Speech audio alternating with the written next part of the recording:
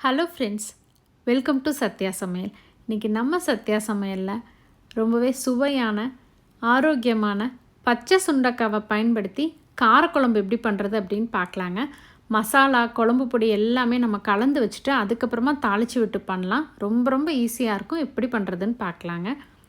இந்த காரக்குழம்புக்கு தேங்காய் விழுது அரைச்சி எடுத்துக்கலாம். 1/4 கப் தேங்காய் துருவல், 3 பல் பூண்டு, 1/2 ஸ்பூன் அளவுக்கு சீரகம் சேர்த்து நைஸாக இந்த மாதிரி அரைச்சி எடுத்து வச்சுக்கலாம். ஒரு தக்காளி பழத்தையும் நல்லா விழுதாக அரைச்சி எடுத்துக்கலாம். அப்போ குழம்பு நல்லா திக்காக இருக்கும். அதுக்காக கொஞ்சமாக கருவேப்பிலை, 2 பச்சை மிளகாய் நான் லேசாக கீறி விட்டு எடுத்திருக்கேன். நம்ம காரத்துக்கு சாம்பார் பொடி போடுவோம், வாசனைக்காக தான் மிளகாய். பூண்டு, வெங்காயம் ரெண்டையுமே நம்ம இடித்து சேர்த்துக்கலாம். ஒரு கைப்பிடி அளவுக்கு வெங்காயமும் 7-8 பல் பூண்டும் எடுத்துக்கலாம்.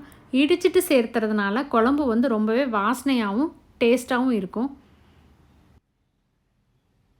இடிக்கிறதுக்கு பதிலாக நம்ம கட் பண்ணியும் சேர்த்துக்கலாம். இப்போ காரக்குழம்புக்கு சின்னதாக ஒரு எலுமிச்சை சைஸ் அளவுக்கு புளியை நான் தண்ணியில் ஊற வச்சுருக்கேன்.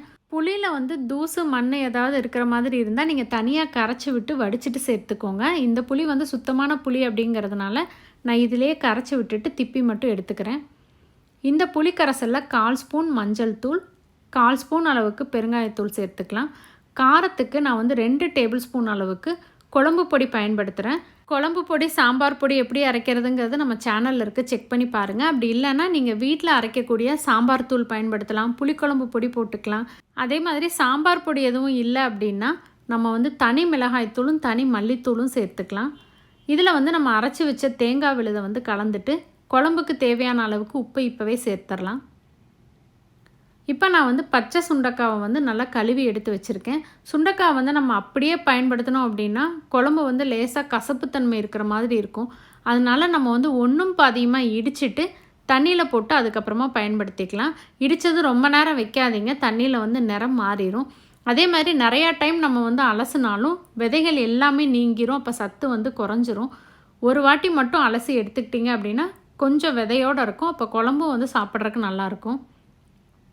இப்போ நான் ஒரு வாட்டி தண்ணி மாற்றி எடுத்துகிட்டு வந்துட்டேன். இப்போ நம்ம குழம்பு தாளித்து விட்டுடலாம். கடாயில் 3 டேபிள் ஸ்பூன் அளவுக்கு நல்லெண்ணெய் எடுத்துக்கலாம். எண்ணெய் காஞ்சதுக்கப்புறம் 1/4 ஸ்பூன் அளவுக்கு கடுகு, 1/4 ஸ்பூன் அளவுக்கு வெந்தயம் சேர்த்து பொரிஞ்சதுக்கப்புறமா நம்ம இடித்து வச்சுருந்த சின்ன வெங்காயம், பூண்டு, கருவேப்பிலையும் நல்லா இந்த நல்லெண்ணெயில் வதக்கி விட்டு எடுத்துக்கலாம். நல்லா இந்த அளவுக்கு நிறம் மாதிரி வதங்கணும். வதங்கினதுக்கப்புறமா நம்ம அரைச்சி வச்சுருந்த தக்காளி விழுதை சேர்த்துக்கலாம்.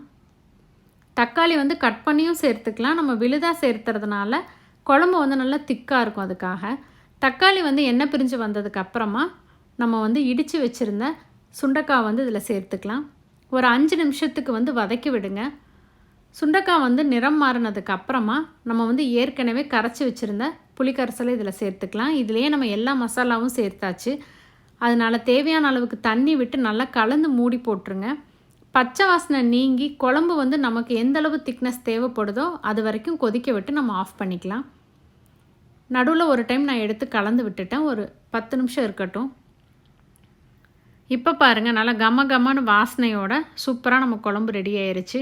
இட்லி, சாப்பாடு, தோசை எல்லாத்துக்குமே ரொம்ப சூப்பராக இருக்கும். இந்த கன்சிஸ்டன்சி சரியாக இருக்கும்.